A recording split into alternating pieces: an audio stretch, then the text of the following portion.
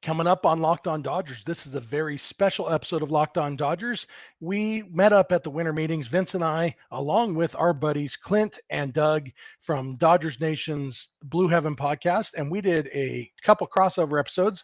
We did half on their show, half on our show. So that's what you're going to get today on Locked On Dodgers, talking about Trea Turner, Clayton Kershaw, and the Dodgers' approach to life in general. So let's get Locked On Dodgers.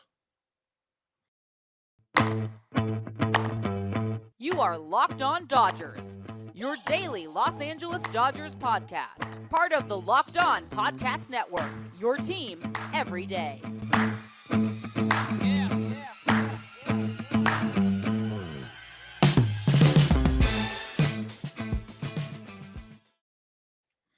Hey, Dodger fans, what's up? I'm going to skip the big intro for today. It's all in the video you're about to see. We recorded the first half of this conversation as an episode of Dodgers Nation's Blue Heaven podcast. Don't worry, it doesn't matter what order you watch them in. So since you're here, go ahead and watch this one. And then if you want to check out the first half of our conversation, check out Blue Heaven from Dodgers Nation. We met up with Clint and Doug at the winter meetings and had a fun time talking Dodgers with them. So that's what you're going to see here. So let's jump right into it. Hey, Dodger fans, welcome to Locked On Dodgers. If you missed the first half of this podcast, it's because you weren't watching Blue Heaven. We just recorded, we are Chicago Fire, they are Chicago Med, we are Grey's Anatomy, they are Private Practice. If you missed half the show, so if you missed it, go check out Blue Heaven for the first half of the show. Now we're on Locked On Dodgers time. I'm Jeff Snider. That's Vince Samperio. Between me and Vince, we got Doug McCain. Over on the end, we got Clint Pasillas from the Blue Heaven podcast for Dodgers Nation. As you all know, I write for Dodgers Nation with Doug and Clint. I do this podcast with Vince. And so this is all my best friends in the whole world.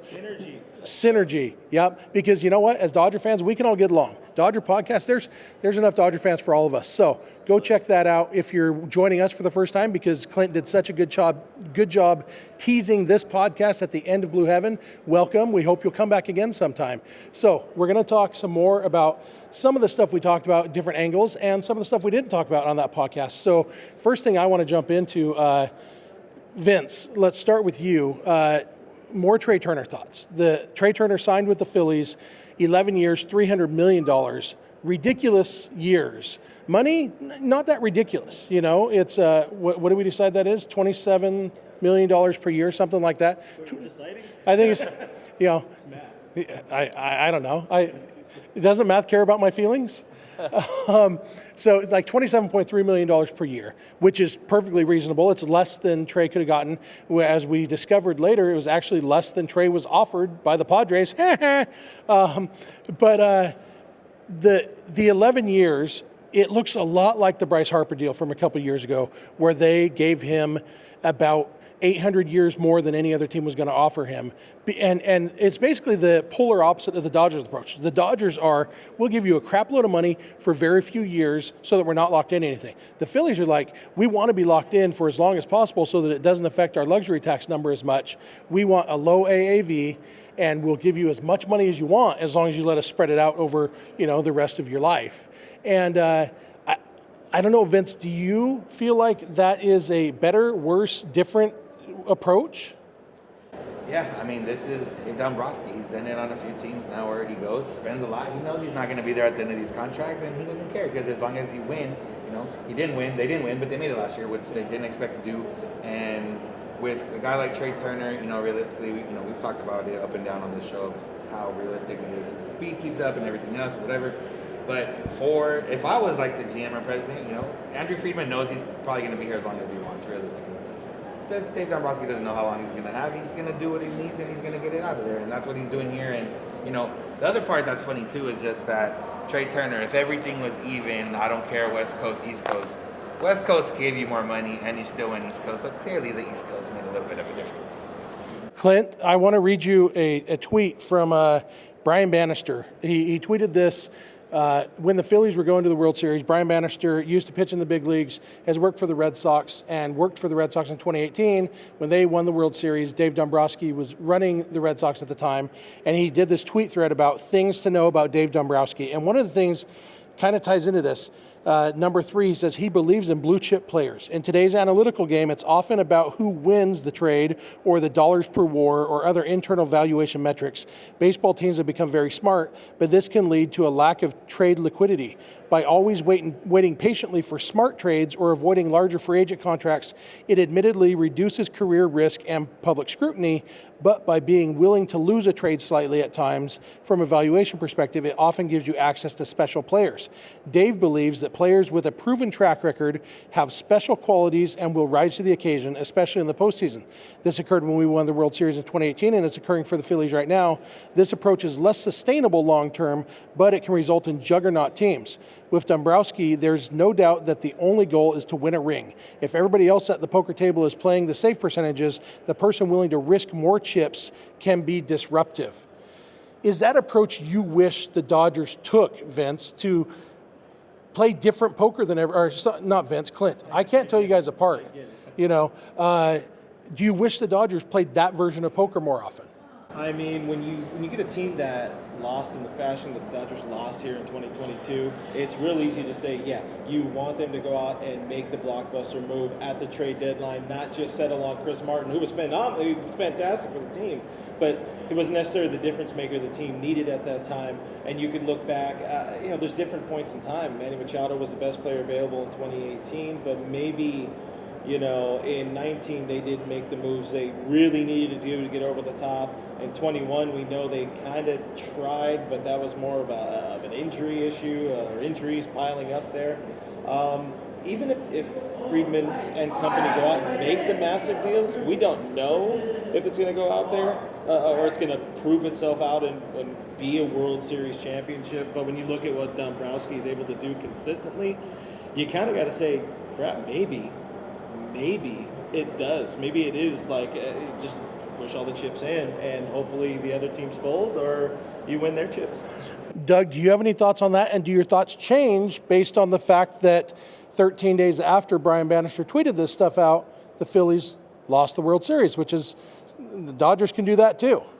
Well, I think it depends on how each team's roster is currently constructed. If you look at this Phillies team, they're built to win now. They've invested heavily in Bryce Harper. They brought in Wheeler. They got Schwarber last season. And look, if you win a World Series, you win that World Series and you get equity with that fan base and you can blow it all up. You can rebuild it once again. I think when you talk about this Phillies organization with Dombrowski and Middleton, they want to win now. It's all about winning the World Series. And Trea Turner is a guy that can put them in a position next year that could get them over the top. Now, it's interesting that I want to point out that a lot of people say, oh, Trea Turner, he's this postseason buzz. He had a 561 OPS before the NLDS last season. But look, they don't look at those types of things. I mean, you talk about Bryce Harper. He gets hot one postseason run. The same thing can happen for Trea Turner. So do I think the Dodgers should do that? I think it depends on the player. If there's a player out there where you think you sign him and you maximize what's left of Freddie Freeman's prime, of Mookie Betts' prime, then I say you go do it because they've shown us that they can draft players in later rounds and develop them into top-tier prospects. They have the financial muscle to go out there and basically do whatever they want. And look, I'm hungry for a parade. I always say parades over prospects. So, yeah, if the Dodgers wanted to change course and be a little more aggressive and say, hey, maybe we're not going to win the NL West in 2027, but we're going to put ourselves in a better position to win the World Series in 2023, I would be okay with that.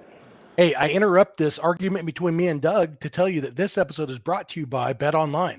BetOnline.net is your number one source for sports betting info, stats, news, and analysis. Get the latest odds and trends for every professional and amateur league out there. From football to basketball to soccer and esports, we've got it all at BetOnline.net. And if you love sports podcasts, you can find those at BetOnline as well. We're always the fastest and easiest way to get your betting fix. Head to the website today or use your mobile device to learn more. BetOnline, where the game starts. Can you be in a better position to win a World Series than putting together the best team in franchise history, though? I mean, just look at the Houston Astros, though. They won 106 games. They did finish with the best record in the American League. They also had the same layoff, pretty much the same layoff. Of course, they had that extra day before the DS started for them, but it's been proven. Look, there are exceptions. There are teams that go out there that do finish with the best record. They do finish with over 100 wins, and they go on to win the World Series. It isn't always a crapshoot. Ask the 2016 Cubs, the 2018 Boston Red Sox, who Apple Watch. But, I mean, there are are instances out there where you can form a juggernaut, but that team is built to win in the regular season and in the postseason. 2016 Cubs went to extra innings in Game 7 of the World Series, and the closer they traded for gave up the tying home run to send it to extra innings. 1998 Yankees. I mean, they set the all-time record for most wins when you consider the regular season and the postseason. They won 114 games. Based on how the thing is, the issue I have with this team is they are built for regular season success in a lot of different ways. They are managed to win regular season games. But yeah, I do think that sustainable winning and just having a ticket to the dance, you can't put yourself in a position to get hot. But let's talk about, like, if Carlos Correa, for example, if the Dodgers wanted to go crazy and say, all right, Carlos Correa for 10 years, you pair him with Mookie and Freddie. If you give me at least one, possibly two World Series out of that group, I mean, we still talk about the 1988 World Series so many years after. You give me a back-to-back, I'm okay with that. Like, I'll give you 30 years to build it back up again. Yeah, I get that. And for me, if there was somebody who could guarantee a World Series, I would totally agree with you. But, you know, I look at that series. Dave Roberts did. Dave Roberts did that. He guaranteed. Yeah, but it turns out he couldn't. Yeah, and when I look at that series of the Padres, Will Smith's sacked fly in Game 4, that's a laser with bases loaded. If he hits that 20 feet to the left or 20 feet to the right, the Dodgers win that game and probably win the series because the Padres had no pitchers left for Game 5.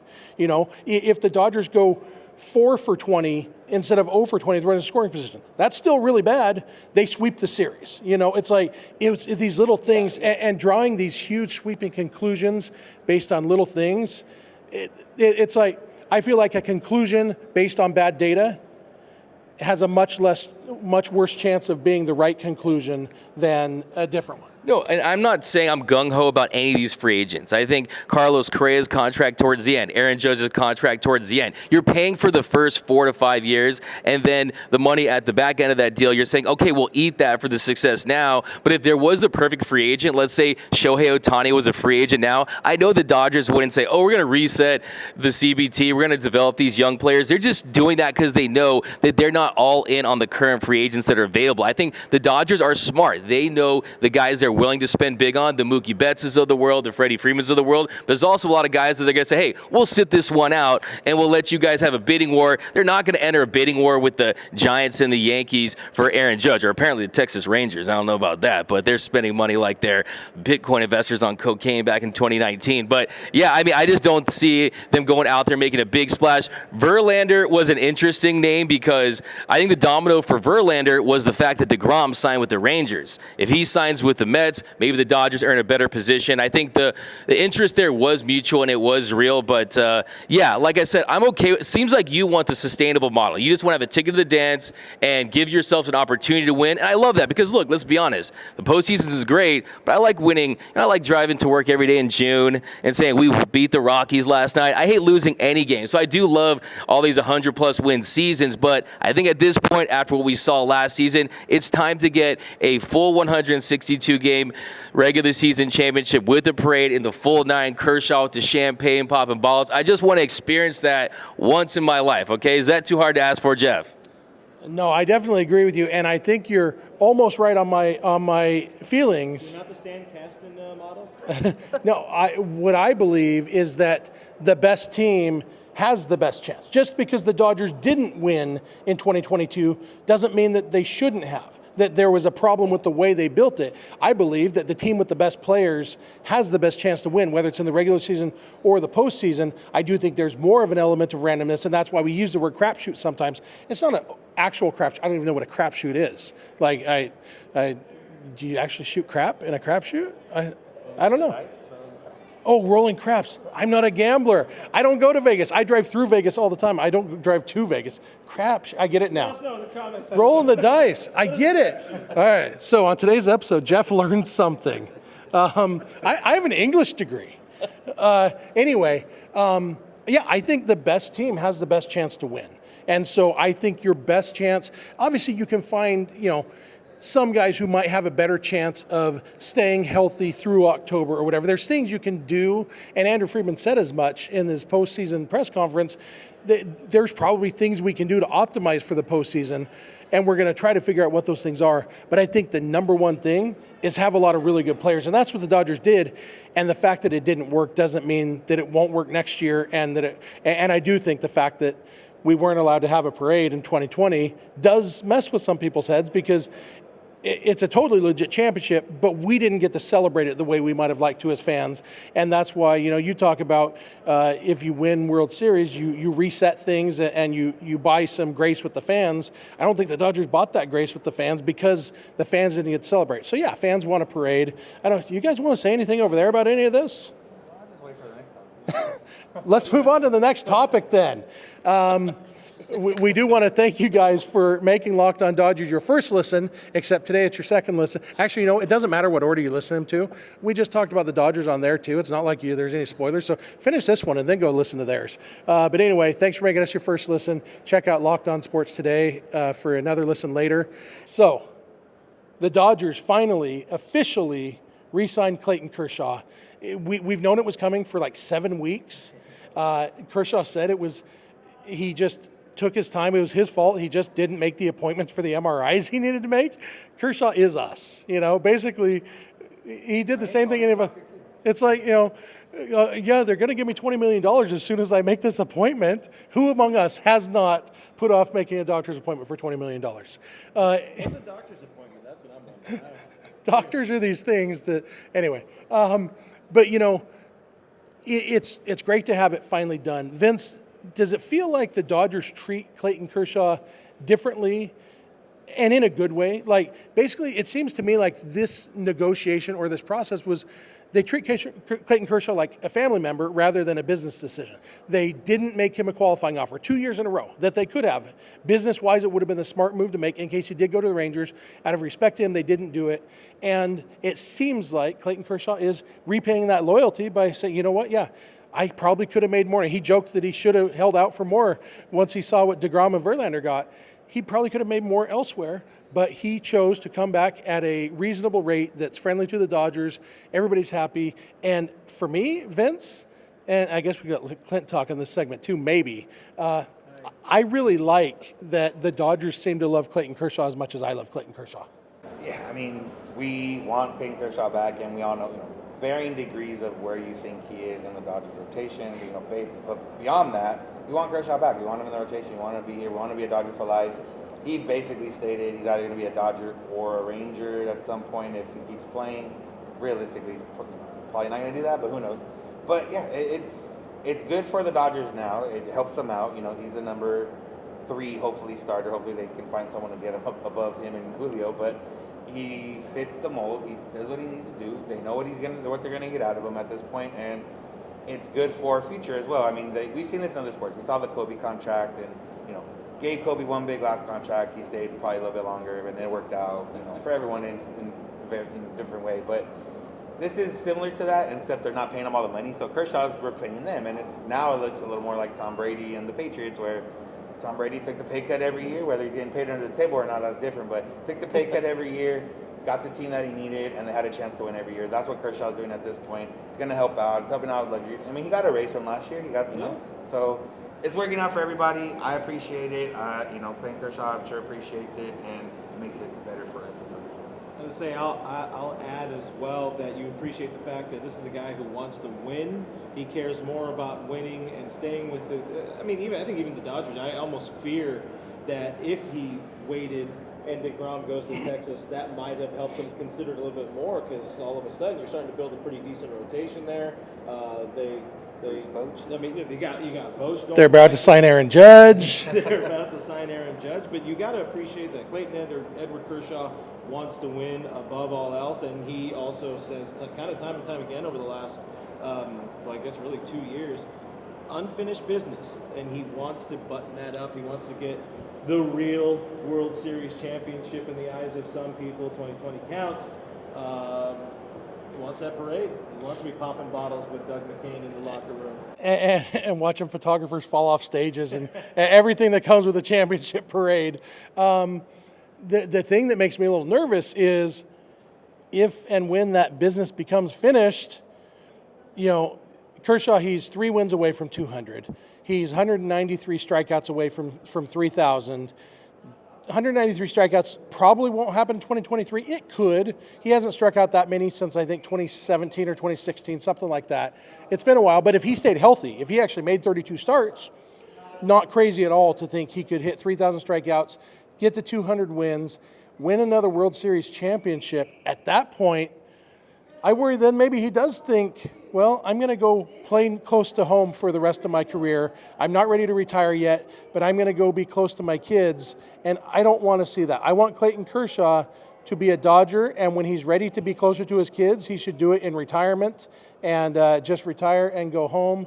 I don't know. What do you think, Doug? Yeah, like I always say, I mean, if we need to move Dallas to Los Angeles just so he'll finish his career as a Dodger, we can find a way to make that happen. But I think when it comes to Clayton Kershaw, we almost take it for granted that we get him on these one-year deals, $20 million contract with the $5 million signing bonus. If you look at his numbers on a minimum 130 pitches, he's right up there as a top 10 pitcher in the league still. He's striking guys out. He's favored that slider over that fastball. He's really reinvented himself quietly over the years, and he's still effective. He's still a top 10 to 20 pitcher when he's right. And then you're going to get those vintage Kershaw nights where you'll see him get double-digit strikeouts. And I think you're going to have to accept that. You do realize that there is a point where he's going to retire, right? I mean, it's going to happen. He's not going to just play until he's like 100 years old. You do understand that, right, Jeff? I can handle retirement. I can't handle him in a different uniform. So this is the thing about that. So he keeps signing these one-year deals, and I agree with you. That's what something I've been talking about is reaching those milestones, the 3,000 strikeouts. We already know he's a walking first-ballot Hall of Famer, and I think what he wants to do is sign these one-year deals, and the minute he doesn't think that he can, like you said, be a number 3 starter, to use your Kobe Bryant analogy, I don't think he's going to be a Vince Carter type, where I'm going to come off the bench, be a number 4 or 5 starter, go to the bullpen or anything like that. I think he's a guy that has so much pride in his ability that once he stops being one of these key contributors, I don't see him taking a reduced role. And I also think he doesn't want the fanfare of a big farewell tour. We give him the roses. I mean, you saw when he broke Don Sutton's strikeout record, he stepped back for the first time, acknowledged the crowd, and it still looks somewhat uncomfortable for him to do that. So I don't think he wants all that adulation, but we know he's going to get a statue at Dodger Stadium. His number will never be worn again. I mean, what more do you want? If he wants to take his kids home from school, just let him do it, Jeff. In retirement, absolutely. Yeah. Look, I'll tell you right now, one of the things I'm very confident is Clayton Kershaw will never wear another team's uniform. He will retire as a Dodger. Magic Johnson, Kobe Bryant, Sandy Koufax, some players are just meant to wear one team's uniform, and Clayton Edward Kershaw is one of those players. Exposed. Get that Cold takes, yeah. I really went on a limb there. From your mouth to Clayton's ears, you know. I don't know, Vince, do you think we're ever going to see Clayton as a Ranger? I don't think the Rangers are going to be good enough to get to that point. So. Even with Aaron Judge? Yeah, even with Aaron Judge. Oh, God. They're still the third best team in that division. That's true, yeah. Seager, Semien, Judge, DeGrom, might as well throw in Kershaw, right? No, Clayton. I think Doug and I argued a lot to fill up our half hour. You know, we do try to keep this thing to about a half hour a day. It's partly for our sake because we do this every day, and partly for your sake because we want you to be able to listen to it on your way to work. And studies show that the average commute is about 30 minutes. So that's what we're doing here. So thank you all for checking out Locked On Dodgers. If this is your first time, we really do appreciate it. We hope you will come back. If you're a regular listener, we hope you enjoyed it. Doug and Clint do a great podcast over at Blue Heaven. They do it usually on Monday evenings. They do a live show. You can watch it on YouTube and listen to it as a podcast later if you'd rather listen to it on your way to work or whatever. Your second listen after Locked On Dodgers, never before.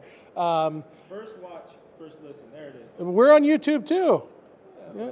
Watch us at the same time. You have 2 screens, one on your phone, one on your computer. You know, click on all the ads for sure to make sure we get all the pay. You know, but thank you for listening. Thank you for watching. Be sure to follow us on Twitter and Instagram at Locked On Dodgers.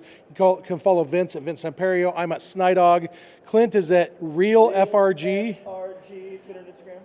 And Doug is at DMAC_LA. DMAC_LA. Our email address is lockedondodgers@gmail.com. Our phone number for voicemails or text messages is 323-863-LOCK-5625. We're here every weekday morning, and we hope you'll be here with us when you get in your car or sit on your couch. Tell your smart device to play podcast Locked On Dodgers. And remember, you don't have to agree. You just have to listen. We'll talk to you tomorrow.